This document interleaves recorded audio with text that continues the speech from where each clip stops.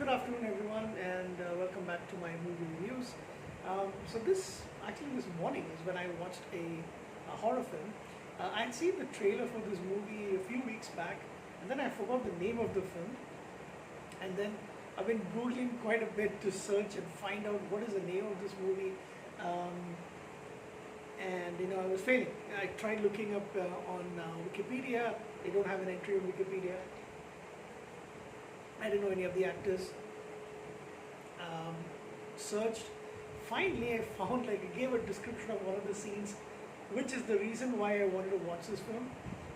In the trailer, so good job to the guys for making the trailer, and that particular scene, right? So I found it on Reddit and I got the name, and it's available on Amazon Prime, but you have to pay for it. At least you have to pay for it in India. I'm sorry about that. I kicked the tripod with my foot. You have to actually pay for it, but don't pay for it. It's not really worth it. It's called Don't Turn Out the Lights. I'm not even really sure what the connection with the title is with for the movie. The trailer is decent enough, but here's the thing. When you start watching this film, you're going to find all the characters annoying. It's like, just kill them already after like 20 minutes. So apparently this is from the directors of The Race to Witch Mountain, but it's pretty low budget. You can tell these actors are, at the very beginning of their careers, kind of thing. It's pretty low budget, I guess. This is directed by Andy Fickman, right? Written also by Andy Fickman. Stars Curtis Brockelman. Brockelman, Jared Austin Brown, John Busey, Jasper Cole, Bella DeLong, Crystal Lake Evans, Avery Hara, Amber Jene, sorry, and the beginning part is like college kids annoying, like they're going to go party, they're going to do this. There's some program called there's a music festival called Blue Light, and that's where they headed to. So it's like these 4 girls and 3 guys. One who is a stranger to most of them except one guy. He's a roommate, a former Marine of one of them, and he's now studying.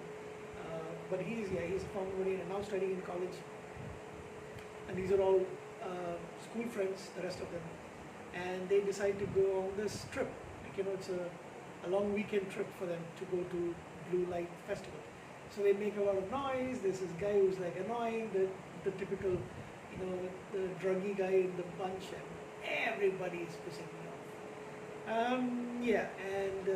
Of course there's a little bit of sort of romance thing going on, and then there's a couple in it who have sex in the RV. Basically they pass by this area in the forest, right? It's like this long stretch of basically they see a couple of abandoned cars, and they're all nice cars. Why they're abandoned? And then they realize why it's abandoned, because some supernatural events happen to them. Their RV breaks down. They are unable to get it to restart. There's a lot of strange things at night. One by one, the guys get killed. One of the girls decides to make a run for it and try and find help, and she, we don't see her after that.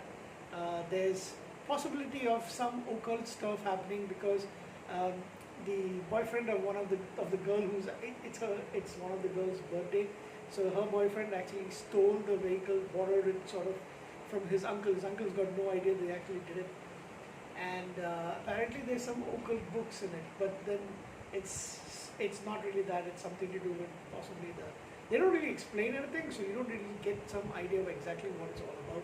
You don't really see any creatures as such. It's just them, lights going on, and all this stuff. The characters are pretty annoying, by the way. I didn't have a problem with any of them getting killed.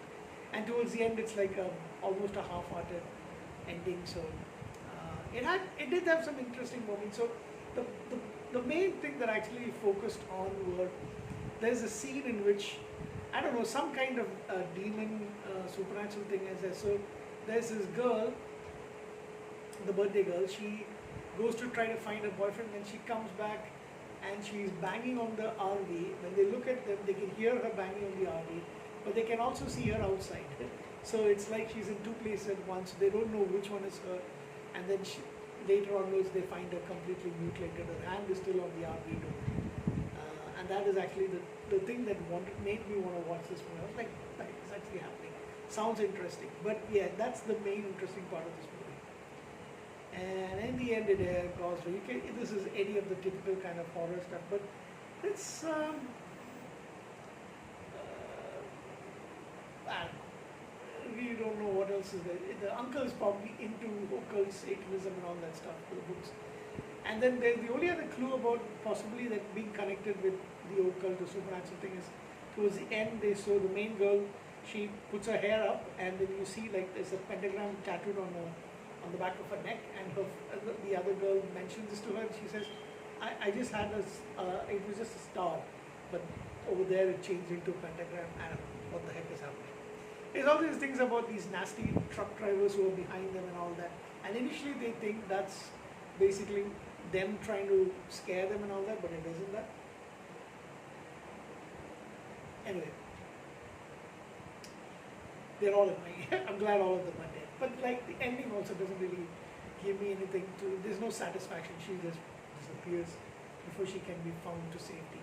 And then they show another set of people, young people going for a blue light. They pass by their RV and they wonder why did they just abandon the RV over there. That's all goes around. So, yeah, that's basically it for Don't Turn Out the Lights, Don't Bother. I give it a 3 out of 10. It's just the only thing that really made me want to watch this movie is that scene that I just mentioned, and that's there in the trailer part or the couple of clips that you can actually see online. And that was really well done, but otherwise I really like this. So I give it a 3 out of 10. I'm never going to watch it again, never going to bother with it. 3 out of 10 for Don't Turn Out the Lights.